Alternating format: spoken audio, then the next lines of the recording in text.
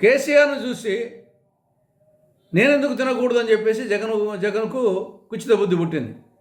ఈయన 2020 మే 5వ తారీఖున రాయలసీమ లిఫ్ట్ ఇరిగేషన్ ప్రాజెక్టుకు అడ్మినిస్ట్రేటివ్ శాంక్షన్ ఇచ్చాడు. ఎంత? 3,378 కోట్ల రూపాయలు.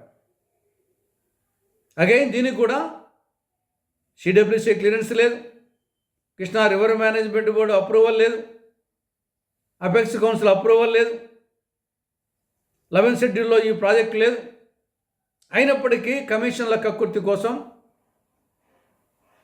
మెగా కృష్ణారెడ్డికి నీకింత, ముఖ్యమంత్రిగా నాకింత అనే ఉద్దేశంతో దీన్ని మంజూరు చేయడం, దాదాపు 700 కోట్ల రూపాయలు ఖర్చు పెట్టడం జరిగింది. ఈ లోపల గవినెల్ల శ్రీనివాస్ అతను నేషనల్ గ్రీన్ ట్రిబ్యునల్కు పోవడం, నేషనల్ గ్రీన్ ట్రిబ్యునల్ ఇది 2020 అక్టోబర్ 29న స్టే విధించడం జరిగింది. ఇక్కడ అది నిలిచిపోయింది. పాలమూరు రంగారెడ్డి డిండికేమో డిపిఆర్ రాలేదు, అప్రూవల్ కాలేదు. ఇక్కడ ఈ ప్రాజెక్టుకు స్టే ఇచ్చింది నేషనల్ గ్రీన్ ట్రిబ్యునల్. కాబట్టి ఇద్దరు కూడా ఇక రాయలసీమలో ఒక చుక్క నీళ్ళు ఇచ్చింది లేదు, అక్కడ పాలమూరు రంగారెడ్డికి ఒక చుక్క నీళ్ళు ఇచ్చింది లేదు.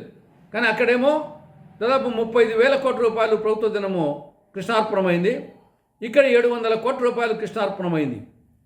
ఇద్దరు కూడా రాష్ట్ర ద్రోహులు. తెలంగాణకు వచ్చేసి టీఆర్ఎస్ కేసీఆర్ తీరని ద్రోహం చేశారు. ఆంధ్రప్రదేశ్కు సీమాంధ్రకు రాయలసీమ పేరు చెప్పి కమిషన్ నడుకొని జగన్మోహన్ రెడ్డి తీరని ద్రోహం చేశాడు సీమాంధ్రకు. ఇద్దరు కూడా రాష్ట్ర ద్రోహులు. ఇది ప్రజలు గ్రహించాలి. ఇద్దరు రాయలసీమ ప్రజల పేరు, మహబూబ్నగర్ జిల్లా ప్రజల పేరు చెప్పుకొని సాగునీటి ప్రాజెక్టు అని చెప్పి కమిషన్లు కొట్టారు.